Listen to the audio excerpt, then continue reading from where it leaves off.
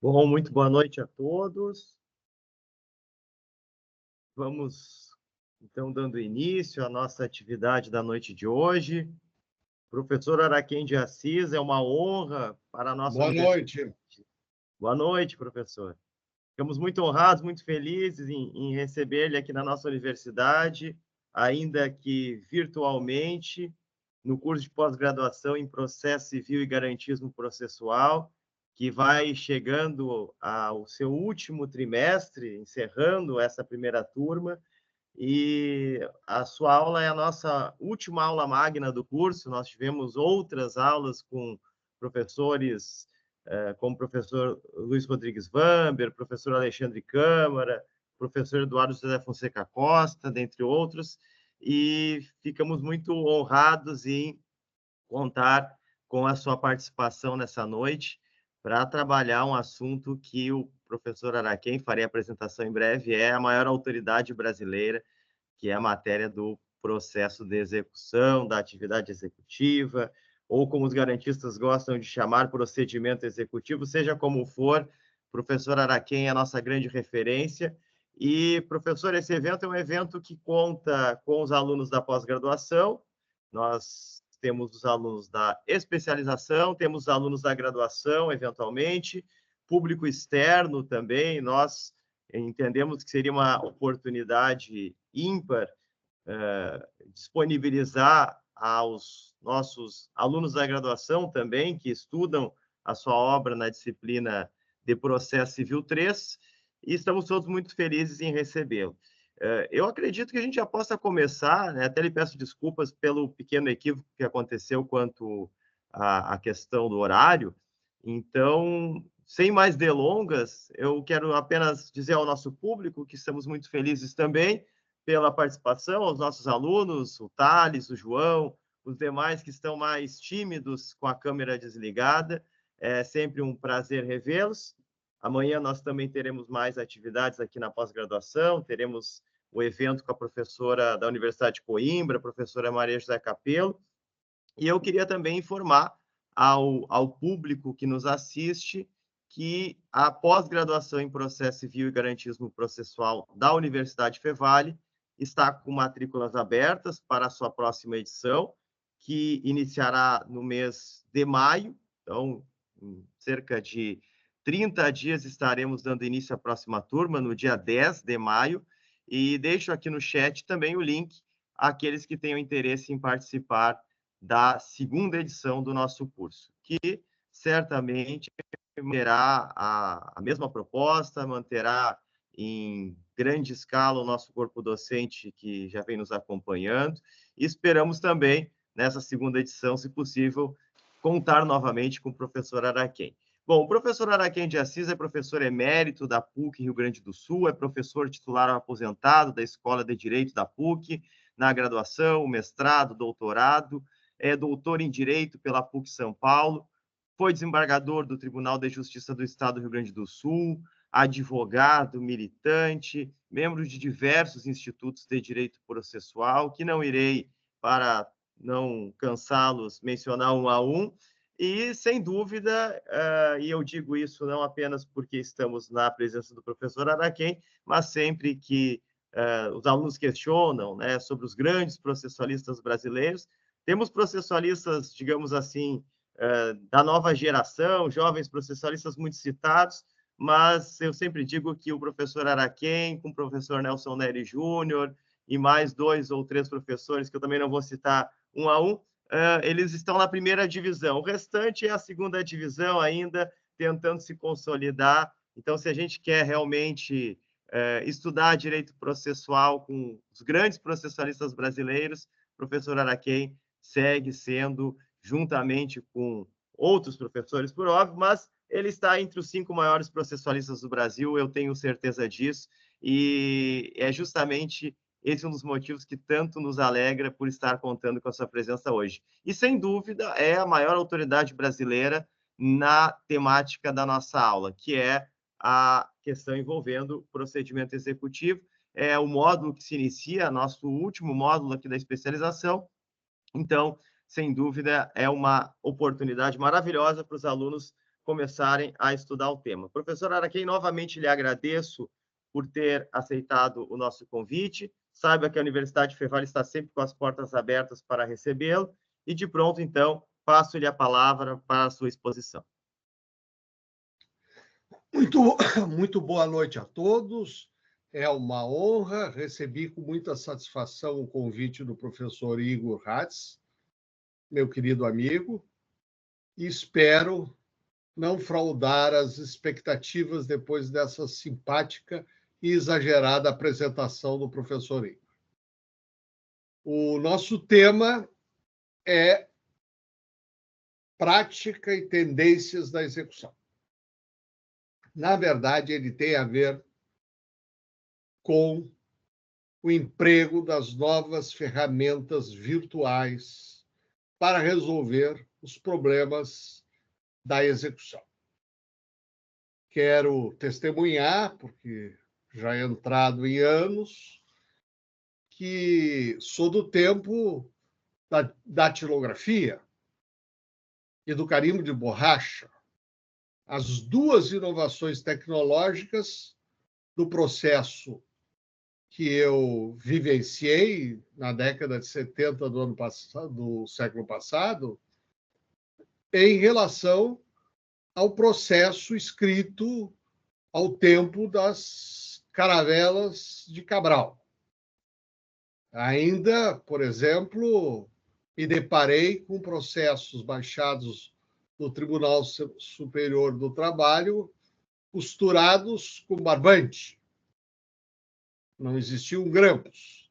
Então, o escrivão furava com um instrumento chamado sovela e, com a agulha, costurava os autos.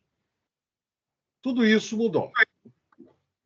Hoje, predomina quase exclusivamente a via digital. Os autos digitais, desapareceram até mesmo os autos físicos e é pouco utilizado o procedimento especial para a restauração de autos. Naturalmente, os autos virtuais também padecem de riscos e de desaparecimento. Mas o risco é bem menor porque os advogados têm backups, baixam com frequência o inteiro teor dos autos, de modo que o procedimento de restauração caiu na obsolescência. Mas, para investigar as novas ferramentas, é preciso entender o que é executar.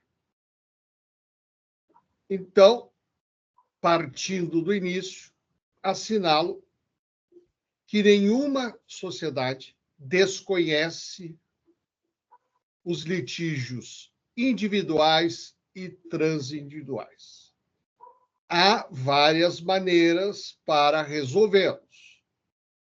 Em primeiro lugar, sendo uma matéria disponível, as próprias partes podem criar uma solução para a sua desavença. Depois, há os chamados sucedâneos jurisdicionais, que muitos dizem que também integram a jurisdição, como a arbitragem, que entre nós ocupa um espaço cada vez maior para os grandes litígios. É um pouco frágil e inexata a sagração da arbitragem como um mecanismo eficiente. Segundo a minha experiência pessoal, o procedimento arbitral demora quando a matéria é complexa, semelhança do que acontece com a jurisdição propriamente dita, e o seu custo não é desprezível, notadamente quando há necessidade de produzir prova técnica.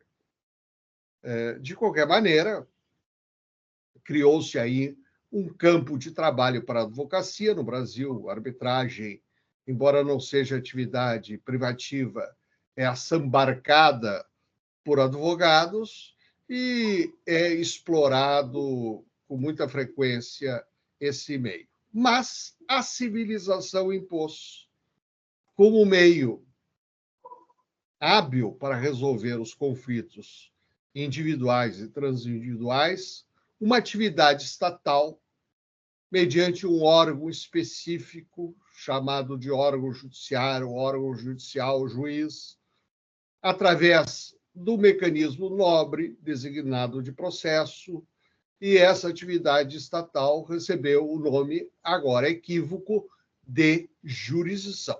Por que equívoco? Porque não abrange todas as múltiplas e naturais atividades do órgão judiciário. Pois bem, a jurisdição se reconhece em 3 funções fundamentais. Em primeiro lugar, a função de conhecimento ou cognição, mediante a qual o órgão judicial cria a norma jurídica concreta aplicável ao litígio. Essa atividade, todavia, não é exclusiva do Estado juiz. O Estado legislador também pode outorgar regras jurídicas concretas e outorgar a essa regra jurídica concreta a pretensão a executar. Mas não nos adiantamos. Então, processo de conhecimento é, basicamente, um trabalho de gabinete do órgão judicial. É uma atividade intelectual. O autor pede, o réu impede, o autor age, o réu reage, às vezes também o réu pede mediante a reconvenção ou contrapedido, e, ao final, feita a instrução, o órgão judicial decide, elaborando a já mencionada regra jurídica concreta. Todavia, essa atividade, bem como a que nos ocupará, padecem de riscos. Riscos por fatos naturais, uma doença da testemunha, ou por ato da parte, como a dissipação do seu patrimônio. E para debelar esses riscos, há uma função que antigamente chamava-se de função cautelar, mas, graças ao trabalho teórico entre nós, do professor Ovídio Araújo Batista Silva, aliás, assinalo que, na vigência do Código anterior, as 2 maiores autoridades dessa matéria, ambas já falecidas, foram 2 gaúchos, o professor Ovídio e o professor Galeno Lacerda. E graças, então, ao trabalho do professor Ovídio, é melhor designá-la de jurisdição de urgência. Por quê? Porque as providências tomadas pelo órgão judiciário para debelar esses riscos são de 2 ordens. E aí entra a contribuição do inovidável Pontes de Miranda. Ou basta a segurança para a execução, que é a chamada tutela cautelar. É errado chamar a tutela cautelar de provisória, porque ela é temporária, que é outra coisa completamente diferente. Em outras situações, todavia, por exemplo, se uma pessoa doente, sem recursos financeiros, pleiteia fornecimento de medicamentos do Estado, da União ou do município, então há execução para a segurança, ou seja, a tutela antecipada, em que quem postula satisfaz no plano da vida, no plano da realidade social, o seu hipotético direito. Por isso, devemos chamar essa função de função de urgência, no sentido que o denominador comum de todas essas situações é o risco que gera uma situação de urgência. Mas, entre uma e outra, há outra função que é a função mais relevante da jurisdição, qual seja a função executiva. Aqui já não se tratará do trabalho de gabinete. Aqui se tratará de trabalho de campo, ou seja, ao órgão judiciário incumbirá realizar a regra jurídica na realidade social, através de atos que ele ordena, mas que seus auxiliares cumprem, como reza o artigo 782 do Código de Processo Civil. O juiz ordena os atos executivos e o oficial de justiça os cumprirá. Não só o oficial de justiça, outras personagens, outros sujeitos do processo, como é a terminologia da moda, praticam tais atos, como é a alienação forçada através do leiloeiro. E por que existe essa função tão importante? É que nem sempre a formulação da regra jurídica concreta satisfaz o vencedor. Explico-me. Esse é um tema que toca uma parte nobre da teoria geral do processo, que é a classificação das ações e das sentenças pela força e pelos efeitos. Desde logo, tenha-se presente que não é a única classificação legítima, embora seja a mais prática, a que nos toca mais diretamente. Em síntese, evoluiu-se da classificação que distinguia 3 classes de ações ou de sentenças, a declarativa, a constitutiva, a condenatória, para acrescentar 2 outras, a executiva e a mandamental. Foi o exame empírico, isto é, a investigação da realidade, que mostrou a insuficiência da classificação em 3 classes. A esse respeito, invoco um eminente processualista que integra esse, sim, o primeiro time, que é Humberto Teodoro Júnior, e eu estudei execução na graduação pelo seu livro, o clássico Processo de Execução, quando se deparou com a ação nascente do contrato preliminar. Por exemplo, A promete vender para B o imóvel X, mas não lhe outorga título hábil para o domínio enquanto não quitado o preço. Uma vez quitado o preço, A adquire a pretensão ao contrato definitivo, que por várias razões pode ser negada por B.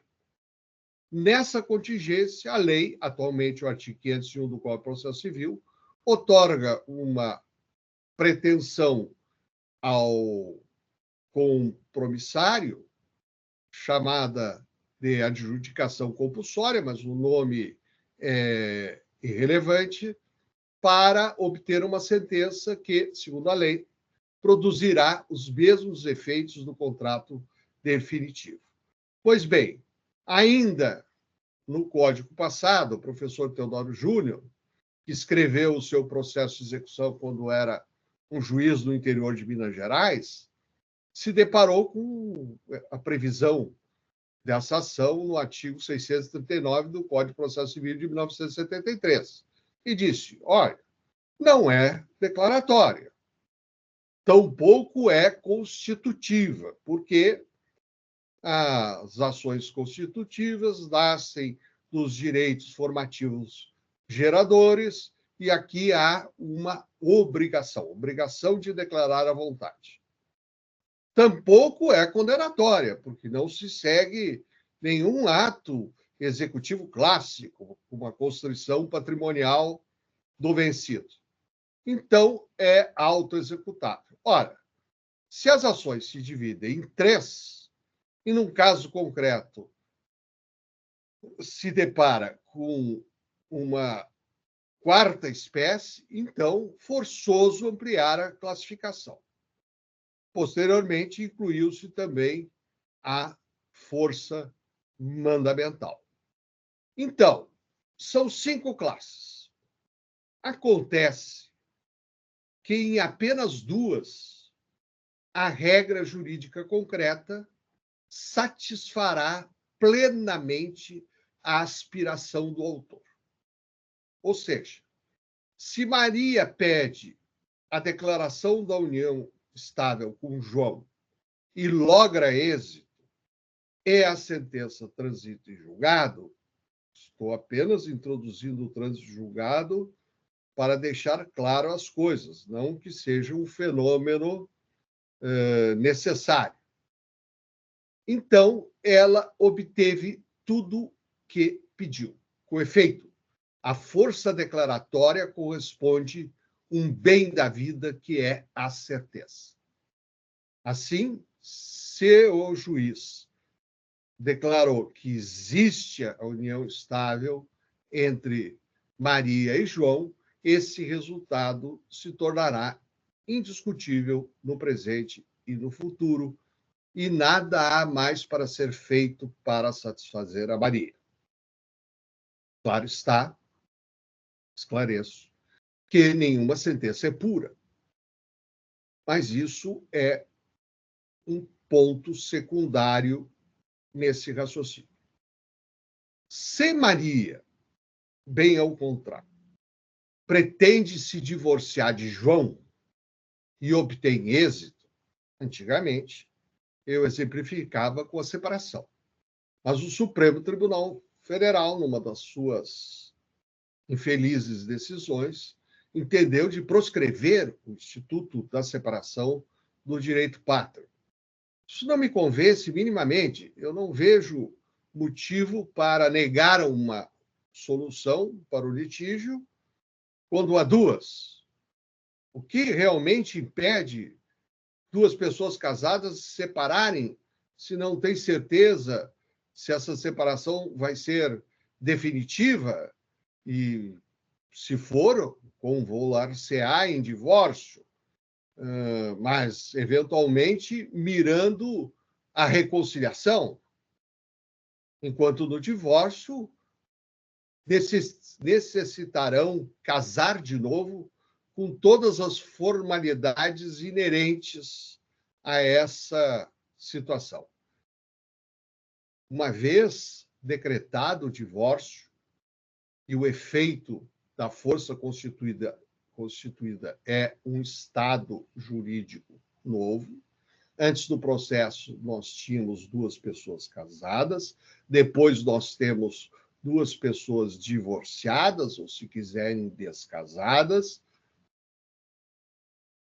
Maria obteve tudo o que queria, satisfez plenamente a sua aspiração no plano do direito material.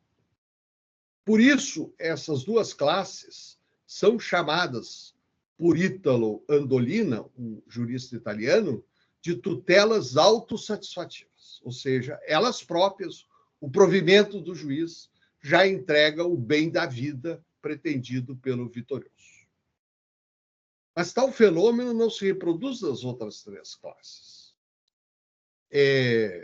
Assim, se Maria pretende obter indenização de João porque o carro de João bateu no veículo da Maria, desrespeitando as regras de trânsito, e o juiz formula a regra jurídica concreta dizendo que João precisa indenizar Maria, nem por isso Maria se satisfez. Ela não quer ter só o direito à indenização. Ela quer ter a indenização mesma. Porque, enquanto não a receber das 2, uma, o veículo continuou danificado ou o patrimônio da Maria está desfalcado da importância que ela empregou no conserto. Então, haverá necessidade de uma segunda atividade, que pode ser voluntária. Nada exclui que João pague o valor da condenação. Mas, se não o fizer, e nem sempre se pode contar com isso, então, uma nova atividade judicional será necessária. E a essa atividade, a esse trabalho de campo que se realiza na realidade social, chamamos de execução. O Código de Processo Civil em vigor, como já aconteceu na última forma do Código anterior, chama a execução, nesses casos, de cumprimento de sentença. É uma simples terminologia. Não se altera a essência do fenômeno. Aliás, cumprimento de sentença se distingue da execução por quantia certa contra devedor solvente no processo de execução tão somente pela fase postulatória, porque depois, reza o artigo 523,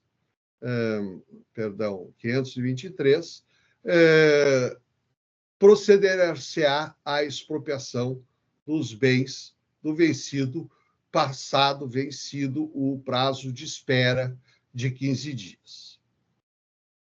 O que caracteriza essa atividade? Atos executivos. Enquanto no processo de conhecimento nós temos atos de cognição, atos de gabinete, aqui nós temos atos na realidade.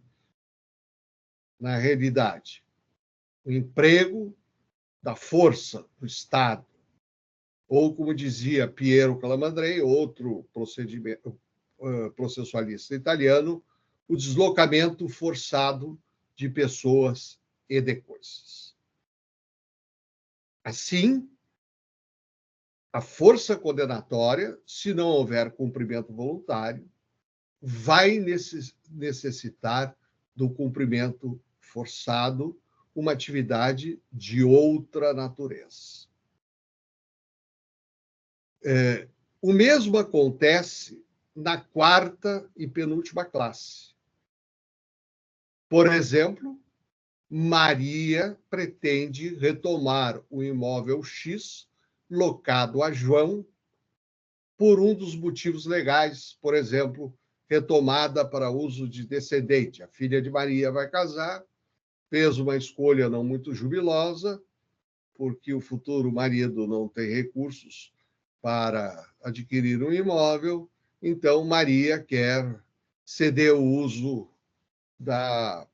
do imóvel locado para sua filha e futuro marido. Bem,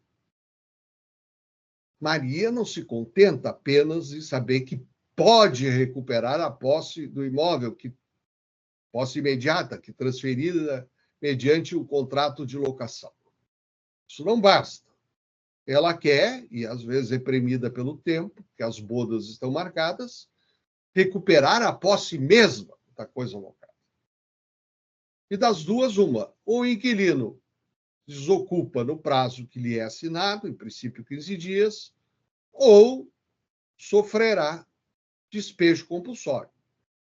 Essa pretensão da Maria chama-se tradicionalmente no direito pátrio, desde as ordenações filipinas, que vigoraram em grande parte até o advento do Código Civil de 1916, de despejo. Caracteriza-se pela expedição do mandado de evacuando, ou seja, o inquilino e seus bens móveis serão retirados à força do imóvel e a posse entregue a Maria. Um dos equívocos mais marcantes, depois que se introduziu o cumprimento de sentença no direito brasileiro, que, na verdade, esclareço, foi um retorno à sistemática do Código de Processo Civil de 1939, primeiro Código de Processo unitário, porque até então existiam códigos estaduais, ou, quando não existissem, o processo civil era regulado pelo vetusto Regulamento 737, que o site da Presidência da República chama de Decreto Imperial. Na verdade, o regulamento não é o decreto. O decreto apenas aprovou o regulamento. Portanto, são partes distintas do diploma legislativo. Acontece que, depois do advento do cumprimento de sentença, grande parte da doutrina brasileira, pouco afeita à análise histórica dos institutos, à visão retrospectiva, e querendo inventar alguma coisa, porque essa é uma característica dos tempos atuais, qualquer ideia se transforma em tese e, mesmo errada, é aprovada por unanimidade. Pois entenderam, então, que todas as sentenças se transformaram em executivas. O equívoco é palmar. Acontece que, na força condenatória, surge uma nova pretensão para o vencedor, a pretensão a executar. E esse critério, ele assenta no direito material. A diferença consiste em que, na força condenatória, a atividade executiva recairá nos bens do vencido. E aí entra um limite político importantíssimo na execução, que é o princípio da responsabilidade patrimonial. Se o executado não tem bens, não adianta executá-lo. A execução será, para utilizar a expressão de Enrico Túlio Límanco, que teve grande influência na elaboração do código anterior, infrutífera. Com efeito, o artigo 391 do Código Civil, o artigo 789, diz que o devedor responde por suas dívidas, por suas obrigações, com os seus bens, acrescentando o 789 do CPC, presentes e futuros. Mas isso é um pormenor. Então, nem sempre foi assim. No processo romano mais primitivo, ao tempo das leges actiones, existia a manus injectio. O devedor que não pagava as suas dívidas era acorrentado e levado à praça pública durante 3 dias, durante os quais havia um gestor para convidar terceiros a solverem a dívida. Do contrário, era reduzido à condição de escravo. O problema surgia quando existia pluralidade de credores, porque então a lei das 12 tábuas aludia a parte secante. Os romanistas discutiram o que isso significava durante muito tempo, até que surgiu, umas escavações arqueológicas, um livro de um pretor romano chamado Aulo Gélio, que testemunhou a manus injectio. Na verdade, o devedor, havendo pluralidade de credores, como o direito romano desconhecia a copropriedade de escravos, o devedor era esquartejado e suas partes distribuídas para os credores por peso, consoante o valor dos créditos, que, na verdade, é o embrião do princípio da par conditio creditor. Ora, a civilização impôs que o devedor não mais respondesse com seu corpo, com sua pessoa, pelo cumprimento das suas obrigações. Até a sua vontade pode ser premida, mas não pode ser tocada. Então, deixamos de lado certos exotismos que dizem que é possível o juiz mandar pendurar o devedor de cabeça para baixo para que ele pague. Não, isso não é possível, não. Como também é forma de tortura cortar a luz, cortar a água e assim por diante. Também me parece todo respeito, o Supremo Tribunal Federal declarou o contrário inconstitucional, retirar a carteira de habilitação se a profissão do executado é a de motorista ou seu passaporte, se ele trabalha para uma empresa estrangeira e precisa visitá-la periodicamente no exterior. Mas isso são pormenores, né? Já na ação de despejo, a atividade executiva recuperará bem do vencedor. O efeito, ou o domínio, ou, no mínimo, a posse, já eram da Maria locadora, que a transferiu para o seu inquilino. Então, essa diferença descansa no direito material.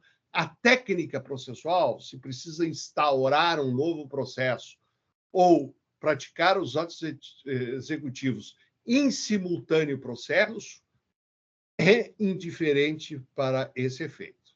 Mas eu assinalei no início dessa explicação que da força condenatória nasce uma nova pretensão. O argumento é de lege lata, porque, segundo o artigo 525, parágrafo 1º, inciso 7º do Código de Processo Civil, estou me referindo somente ao litígio entre particulares, mas se for vencida a fazenda pública não é diferente, segundo o artigo 535, inciso 6º, né?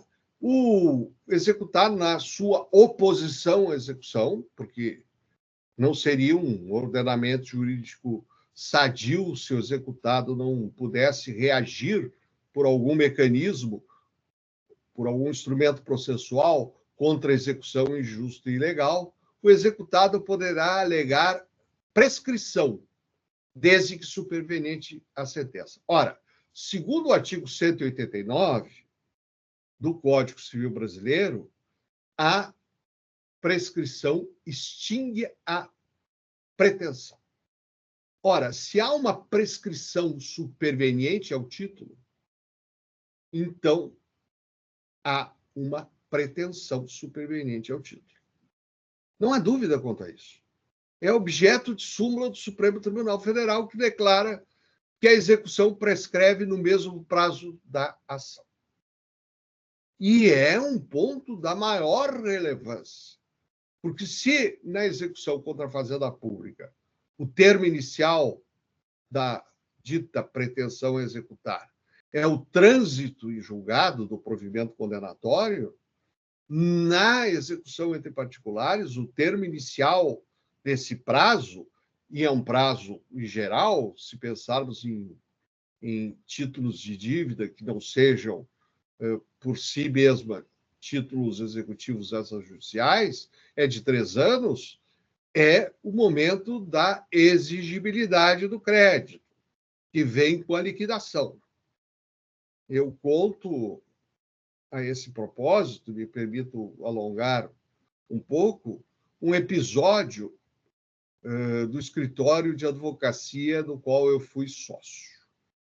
Foi obtido êxito uma ação de responsabilidade civil contra um jornal do interior, que lançara graves acusações contra um determinado magistrado. O dono do jornal se conformou com a condenação, ingressou com a ação rescisória e obteve uma liminar para impedir a execução. Em agravo regimental, essa liminar foi revogada. E aí alguém, é o problema dos grandes escritórios, não se sabe quem, decidiu que não era necessário executar até o término da ação rescisória, que demorou mais de 10 anos. E aí, então, quando se deram conta, estava prescrito. Portanto, por isso eu destaquei esse ponto, porque ele me parece, do ponto de vista prático, de extremo relevo, para que ninguém perca o seu direito por inércia. A mesma coisa acontece com a quinta e última classe. Suponha-se que Maria queira que o seu vizinho cesse determinada atividade poluidora e pleiteie isso em juízo, porque a atividade está em contravenção com as normas ambientais. E logra êxito.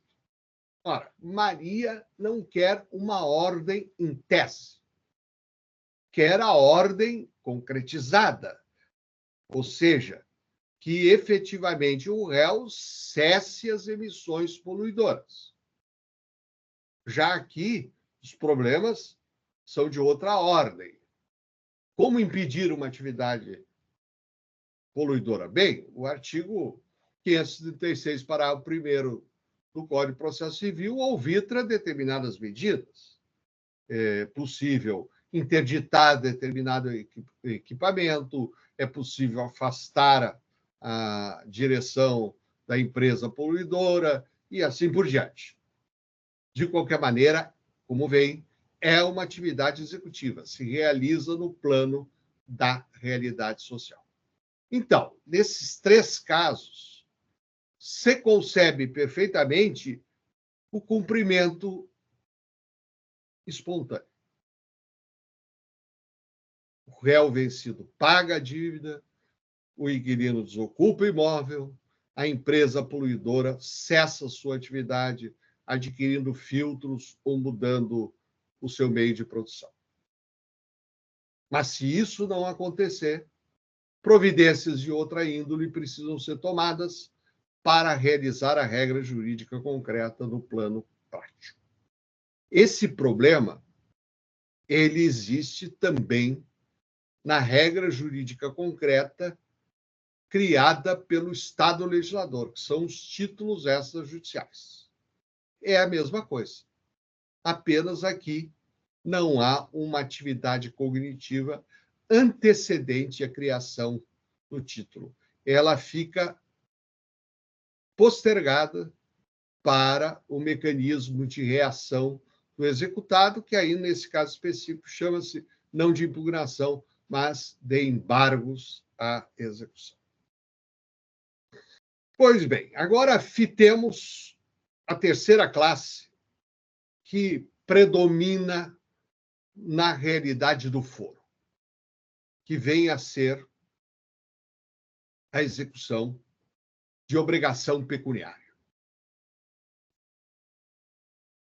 Segundo um relatório apresentado pelo professor De Miguel, num conclave de processo civil da Associação Internacional de Processo Civil, ainda em meados do século passado, a atividade executiva na execução das obrigações pecuniárias apresenta três problemas. O primeiro problema, pungente naquela conjuntura, era o reajustamento do valor da prestação. É que, segundo a teoria monetarista clássica, a desvalorização da moeda corre por conta do credor até o vencimento e por conta do devedor após o vencimento. Ora, depois do vencimento, eventualmente a dívida não tem a mesma expressão em dinheiro. Desvalorizou-se. 100 mil reais era uma coisa, em 2.000, e é uma coisa completamente diferente em 2024. Então, para isso, várias teorias se criaram, inclusive a distinção entre dívidas de dinheiro e dívidas de valor, já ultrapassada. Mas o fato é que o problema foi resolvido no direito brasileiro no longínquo ano de 1981, com a generalização da correção monetária. Existe ainda uma controvérsia residual sobre qual seria o índice aplicável, Mas o fato é que toda dívida postulada em juízo tem correção monetária e, portanto, é preservado o poder aquisitivo da moeda. Leis em contrário, como parece típico no direito brasileiro, não vingaram. Poucos sabem, mas a lei do Plano Real proibiu a correção monetária por períodos inferiores a 1 ano. Ninguém fala disso. E nenhum órgão judiciário, nenhuma pessoa investida na função judicante considera isso razoável ou justo. O segundo problema, evocado pelo professor De Miguel, era a localização dos bens do executado. É que já naquela ocasião, o patrimônio se desvanecera. Ou seja, os bens corpóreos, por exemplo, uma área de terras, um imóvel urbano, se transformaram em ativos financeiros. Então, importa muito localizar esses ativos, sem embargo, também de localizar os bens corpóreos, especialmente quando são bens passíveis de registro. E isso abre um leque imenso, porque aviões, embarcações são registradas, cavalos de raça no Studbook, perdão, e outras organizações similares.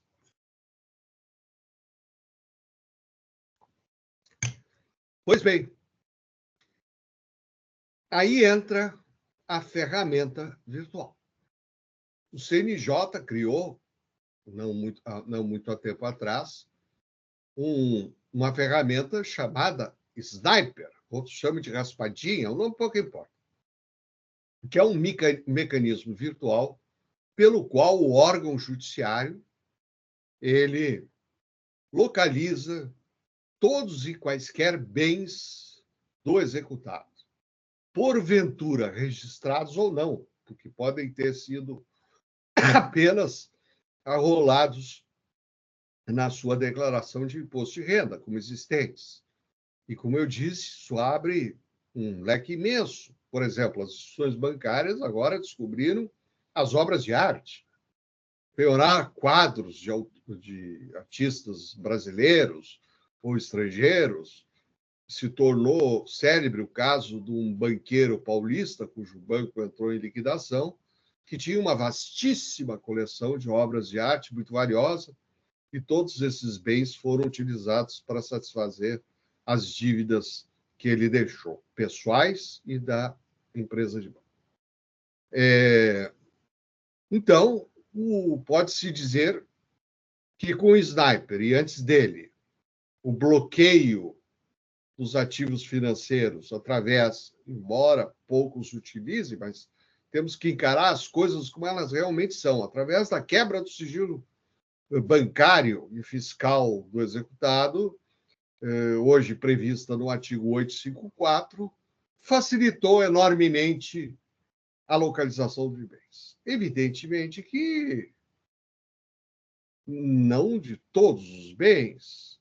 Eventualmente, o executado tem habilidades em blindar o seu patrimônio e fazer os seus bens desaparecerem do alcance do órgão judiciário. Mas não há dúvida que é uma evolução enorme. Vejam, quando o então advogado do Banco Central, Teori Albino Zavascki, me convidou para coordenar o contencioso do Banco Meridional, tendo a função básica de distribuir serviço para um grupo enorme de advogados, essa parte chegou a ter 99 advogados externos, sem falar nos advogados de outras cidades, ou seja, os advogados externos. Havia empresas especializadas que faziam esse serviço, compilavam informações cadastrais dos clientes do banco.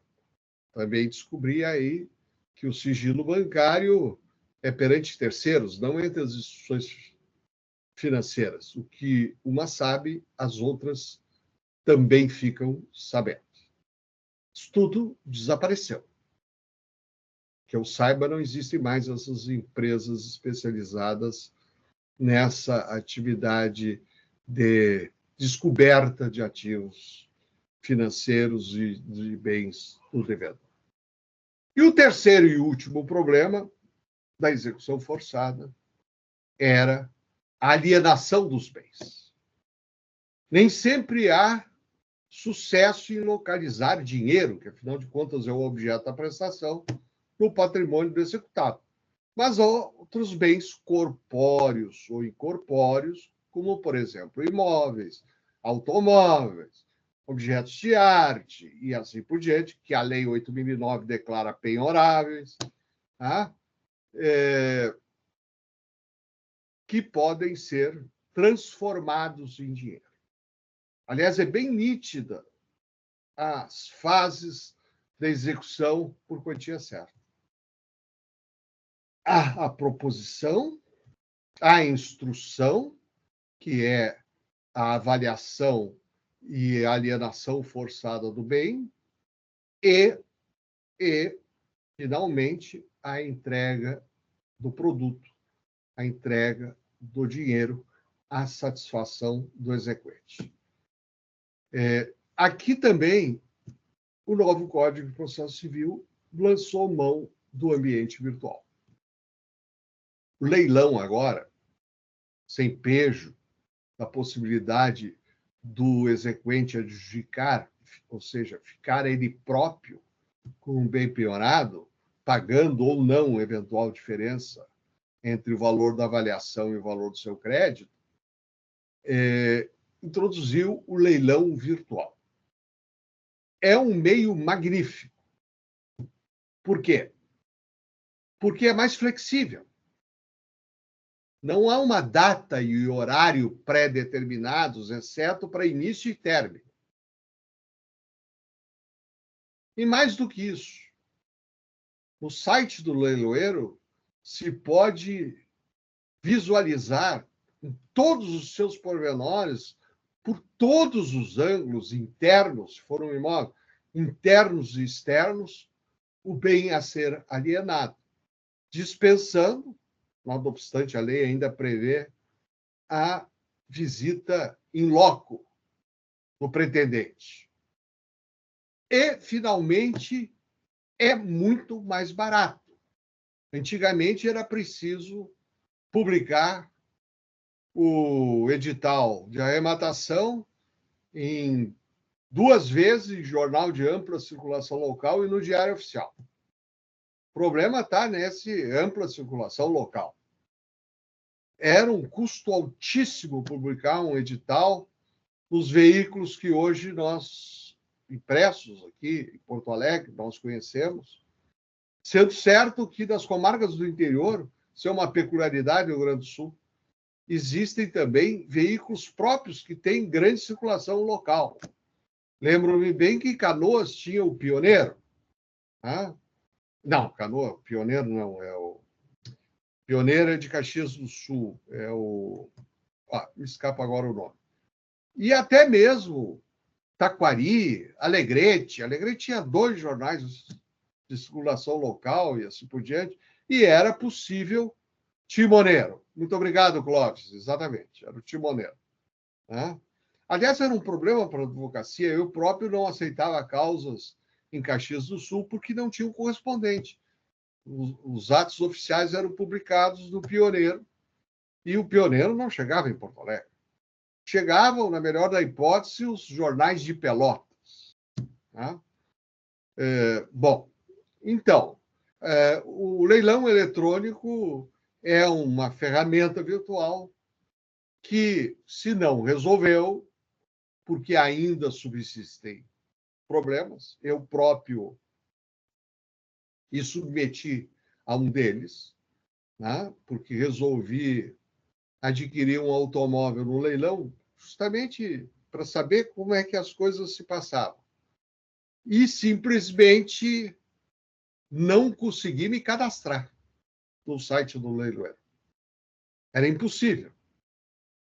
É um entrave burocrático que aquele leiloeiro específico criou para impedir que terceiros disputassem o bem, porque eles já tinham um candidato prioritário. E sempre foi assim. Aliás, o leiloeiro que não tem adquirentes em potencial é um mau leiloeiro, porque o compromisso dele é alienar o bem pelo preço de mercado. E a lei proíbe preço vil. Portanto, o órgão judiciário controlará o valor efetivo da venda. Não pode ser inferior a 50%, que para mim é um exagero imenso, em todo caso, é legem habeas. Então, embora subsistam problemas na atividade executiva, problemas, aliás, muito antigos, o leilão virtual, ele facilitou e, por assim dizer, resolveu o nosso terceiro e agudo problema. Por que eu, afinal, iniciei os meus estudos de processo pela execução? Por motivos casuais.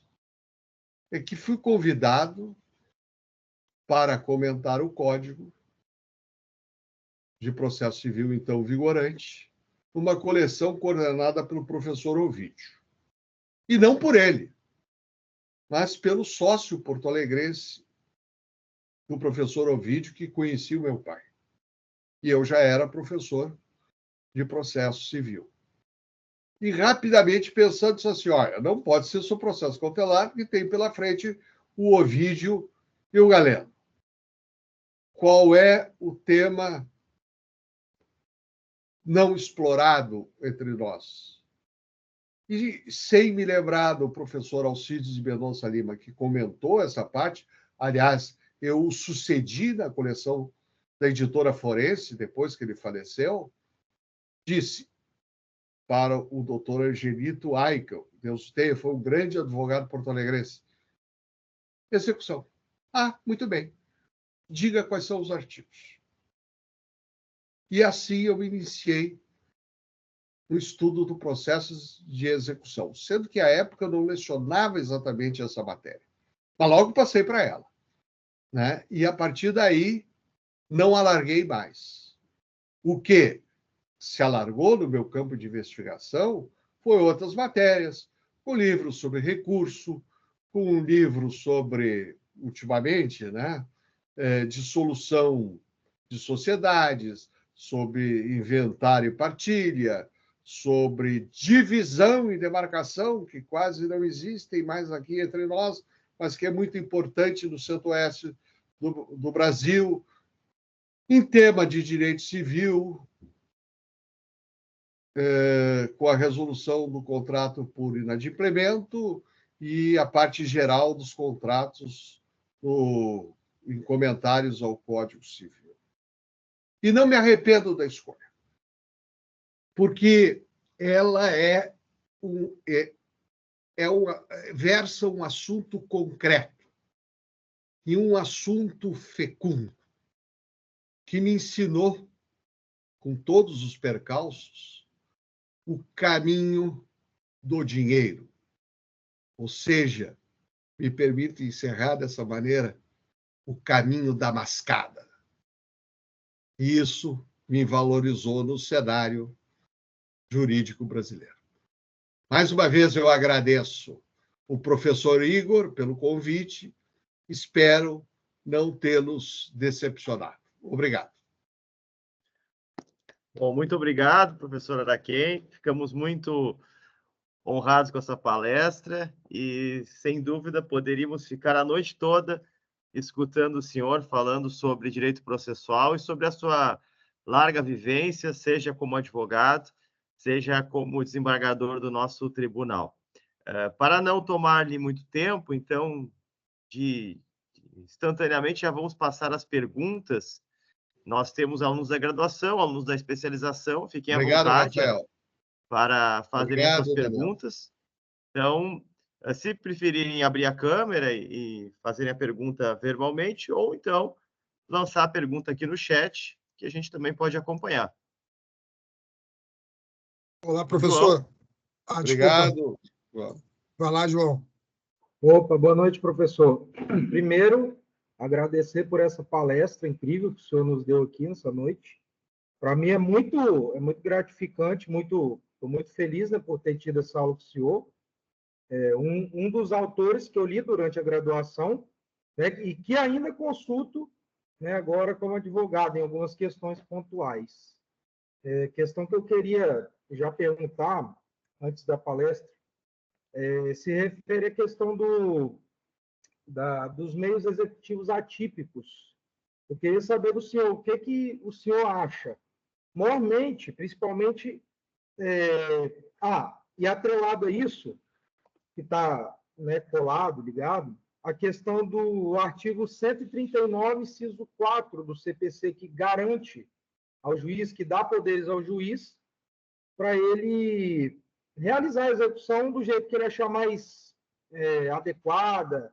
Eu queria saber o que o senhor acha em relação a esses dois temas específicos. Se Muito você bem. acha certo, qual a sua opinião? Importante pergunta. Por quê? Porque o processo civil brasileiro é marcadamente autoritário. Tá? Ou seja, há 3 modelos. O liberal correspondem assim a determinada figura idealizada de juiz. Processo liberal em que o juiz é espectador. O processo autoritário em que o juiz é diretor. E o processo totalitário em que o juiz é o ditador, que era o processo nos países socialistas, com todo respeito aos que são socialistas. Por quê? Porque é um processo completamente diferente do nosso, em que não vigoram os princípios com os quais nós trabalhamos. Por exemplo, a distrição da parte do juiz ao pedido da parte. Tá? No processo da União Soviética, por exemplo, se uma determinada senhora pedisse divórcio do seu marido, alegando que o seu marido não era um bom comunista, o juiz, além de dar-lhe o divórcio, poderia aplicar uma pena pelo descumprimento dos seus deveres de cidadão da União Soviética. Mas isso é um pormenor. O processo civil autoritário, ele arma o juiz com vastíssimos poderes. Poderes indiscriminados. Portanto, entramos numa área da discricionariedade pura e simples, em que preponderam juízos de oportunidade e de conveniência. É nesse contexto que precisa se examinar o artigo 139, inciso 4, do Código de Processo Civil. Ele, na verdade, não inovou muito. A única inovação está na cláusula final, que permite a aplicação das medidas atípicas na execução das obrigações pecuniárias, abrindo um leque. Eu critiquei indiretamente as medidas atípicas na minha exposição, dizendo que não é possível o juiz pendurar o devedor de cabeça para baixo para ver se saltam moedas de ouro dos seus bolsos. Né? Não pode cortar a luz. E isso já aconteceu entre nós. Não pode cortar a água e assim por diante. Basicamente, o que se admite a esse propósito são outras violências, como, por exemplo, a apreensão da carteira de habilitação, do passaporte e o cancelamento de cartões de crédito. É interessante notar que todas essas providências, a doutrina cria contrapesos, elas precisam ser subsidiárias, né? Elas precisam ser proporcionais e assim por diante, que me permita dizer, João, com toda a franqueza, tudo uma bobagem. Porque um levantamento empírico feito por um professor de Recife, né, demonstrou que, na verdade, o juiz toma essas providências quando está, me permitam a expressão grosseira, de saco cheio com o executado, que não aguenta mais as tergiversações, ou como chamava os executados, nesse caso, nas ordenações filipinas, o executado burlão e enliçador. Né? E aí, então, adota in extremis essas providências. O Supremo Tribunal Federal declarou essas medidas constitucionais e vigora, e penso que corretamente, a máxima Roma locuta, causa finita. Ou seja, não é mais possível discutir a constitucionalidade, resta ver a aplicação dos casos concretos. Mas qual é o pano de fundo das medidas atípicas? João, o cansaço com o princípio da responsabilidade patrimonial. Ele põe uma limitação política à atividade executiva. Né? E como ninguém advoga o retorno ao tempo das manos injexo, então o devedor, ainda sem patrimônio, mas que, fenômeno contemporâneo, se blasona de riquezas nas redes sociais, viagens ao Caribe com sua namorada, isso provoca uma irritação e a reação da autoridade judiciária lhe aplicando medidas atípicas, principalmente o cancelamento do cartão de crédito, o que é uma inutilidade, porque cartões de crédito me oferecem aqui praticamente todo dia, então, para os mais variados bancos. Né? Então, nesse contexto também, João, está a desjudicialização. O que é a desjudicialização? Permito-me dizer, com franqueza, é a societas celeris entre juízes preguiçosos e registradores ambiciosos. Tá? Por quê? Porque o processo de conhecimento é prazeroso. É o que eu fazia no Tribunal de Justiça, exclusivamente isso. É intelectualmente desafiante, interessante, né? Teses jurídicas, né? Teses jurídicas contrapostas. Eu gostava de pesquisa, né? Citava vários autores e assim por diante. Já a atividade executiva é exasperante. Nunca tem fim. Notem que, no caso da Fazenda Pública, o gestor público, os prefeitos em fim de mandato, são obrigados pela lei de responsabilidade fiscal a executar o IPTU atrasado dos seus contribuintes, largam os processos do foro e se esquecem deles. Não há procuradores em número suficientes para sequer providenciar a citação. Tá? Então, desafogar os ofícios judiciais, os ofícios especializados em execução, é uma maravilha, tá? Para as pessoas investidas na função judicante. É nesse contexto, pois, de crise da responsabilidade patrimonial que eu enxergo as medidas atípicas e a desjudicialização. Agora, alguém me fez uma outra pergunta aqui no chat. Devedor contumaz. Olha, eu não conheço a resolução do CNJ. É a resolução que permite a extinção da execução fiscal de pequeno valor em razão da ausência de interesse de agir. Acredito que seja isso. Eu não conheço, confesso. Tá?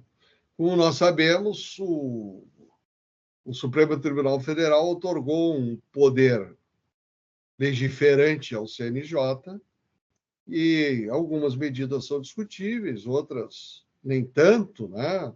Por exemplo, me parece muito sensato proibir o levantamento de dinheiro no plantão judiciário, entre outras providências, né?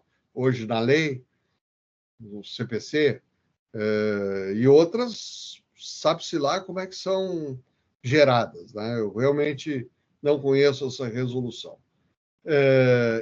Criminalização do devedor contumaz.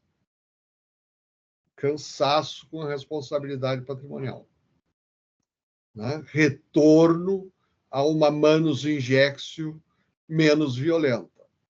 Apenas cárcere para quem não paga as suas dívidas. Me parece um flagrante exagero. Eu sou um garantista, deveria ter iniciado, aliás, dizendo que comungo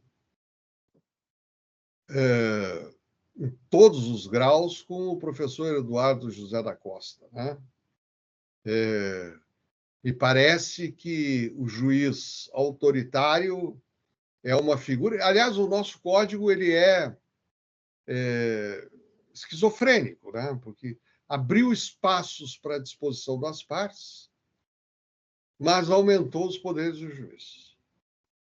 E eu sempre fui cético, desde o primeiro momento, com os negócios jurídicos processuais. Havia um professor da PUC, há um professor que eu prezo muito, Marcos Félix Jobim, que se entusiasmou por isso no primeiro momento, e disse assim, olha, o dia que tu conseguires que o presidente de uma Câmara, de qualquer tribunal, por turma, aprove uma sustentação oral de 2 horas, mediante convenção processual, eu me convenço da utilidade desses institutos.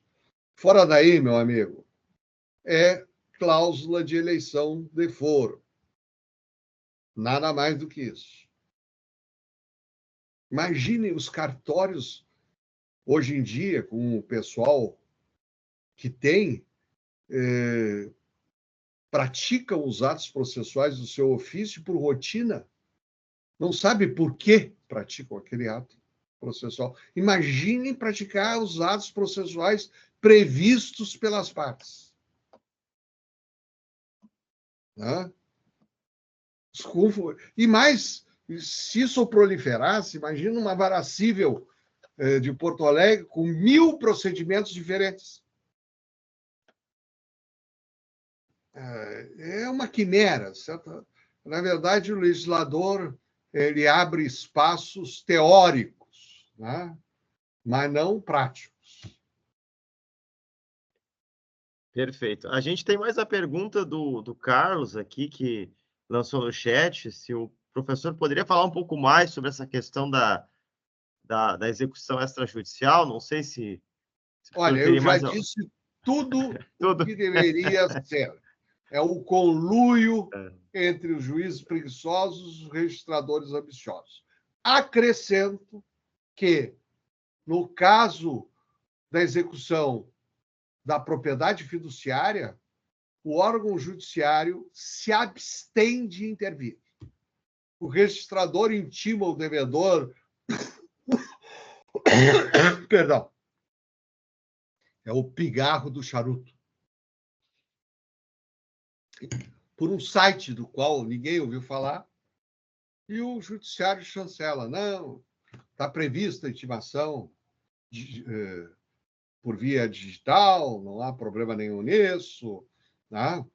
É possível vender o bem pelo valor da dívida? Não, mas a dívida é 10 e o bem vale 100. Não importa. Né? Então, o problema da desjudicialização, essencialmente, é que os órgãos judiciários não vão intervir, eles justamente querem se livrar disso. E o executado, então, ficará indefeso perante a cobiça dos credores e dos registradores. Agora, isso já vocês viverão mais do que eu, essa experiência desagradável.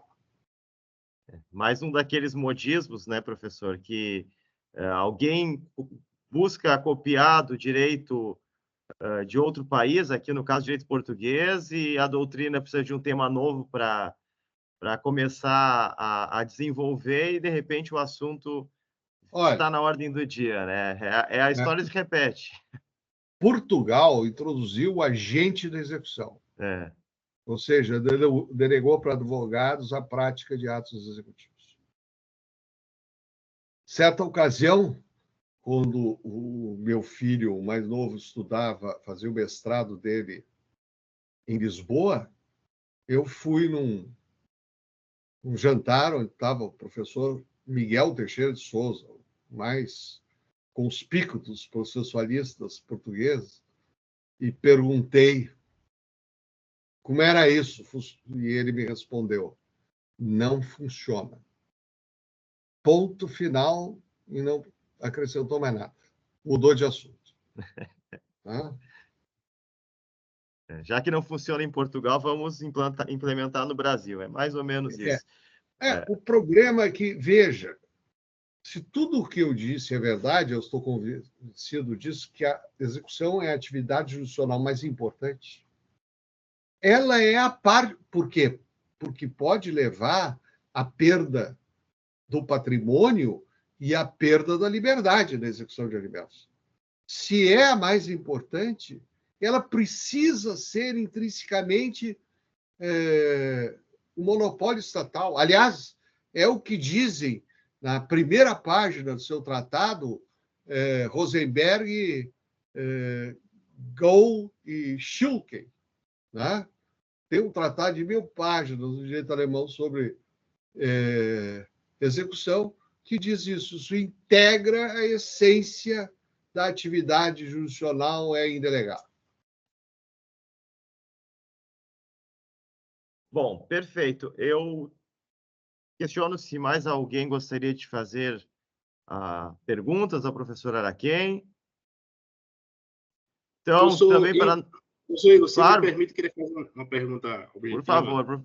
Professor Daniel Mota, nosso professor da especialização também. Por favor, professor, fique à vontade. Primeiramente, parabenizar um show de aula do professor Araquém de Assis. Ideias muito lúcidas, muita sabedoria. Dizer que o professor Araquém de Assis realmente é o meu livro de cabeceira. Tem até aqui todos os volumes dele que saem. No processo civil brasileiro, muito bem. Eles têm todos os volumes e realmente é um doutrinador que eu tenho a mais profunda admiração, não só eu, mas acredito que todos os processualistas. Então, para mim, é uma honra estar aqui. Só de fazer uma pergunta, acho que todos... Muito obrigado, muito gentil. Já é uma honra. Mas, fazendo a pergunta, professor, deu para perceber muito bem nas suas palavras que essa problemática da execução parte muito da questão da gestão de organização judiciária também, né? E, muitas das vezes, nós que advogamos verificamos que, pela própria regra, inclusive, do Código das Organizações Judiciárias, nós temos uma mesma vara conduzindo processos de conhecimento e também cumprimentos de sentença e processos de execução. E, muitas das vezes, para uma execução obter um sucesso, nós precisamos de uma agilidade no deferimento e no cumprimento das medidas executivas. Eu sempre digo que quem sabe mais execução não é o processualista nem o advogado, é o devedor, quanto mais, que já sabe todos os atos executivos, já sabe basicamente a ordem e, muitas das vezes, já sabe como burlar.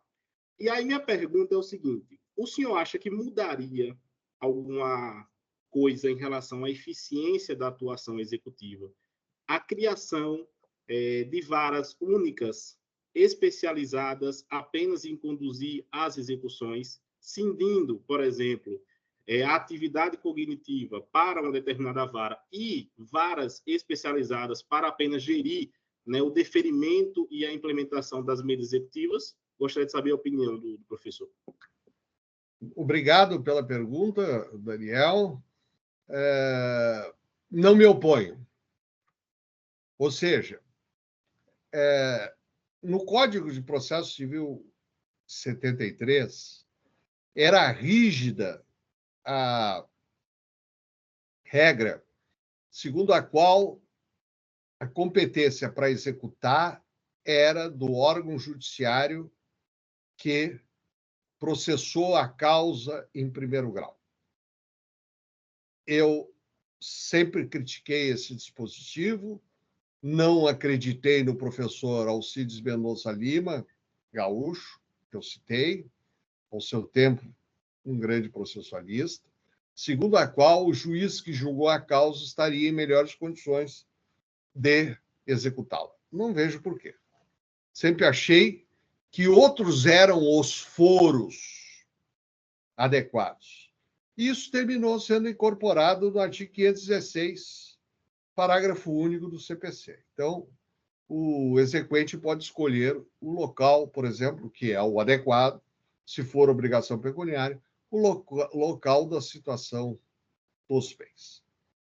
Bem, então, eu não vejo nenhum óbice teórico ou prático para que o cumprimento de sentença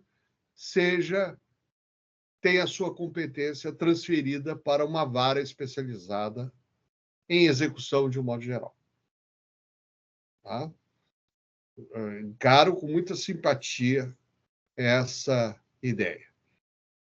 Já não acho, Daniel, tão promissora a ideia que tu insinuaste da gestão processual.